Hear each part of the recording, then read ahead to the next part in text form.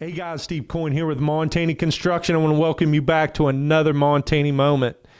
We are a general contracting company here in Charleston, West Virginia, and I want to talk to you guys today about either if you're building a deck or you have a current deck that is built onto your home.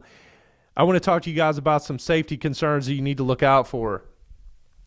So number one, always make sure that you have the correct flashing installed between the structure of the deck and the structure of the home. Also, you want to make sure the deck is lag bolted to the home correctly and the lag bolts are spaced correctly. Also, you want to make sure that the joist hangers are installed. Obviously, you want to check out your handrail as well. The spindle spread should be 3.5 inches. Your handrail height is no less than 34, no more than 38 inches tall.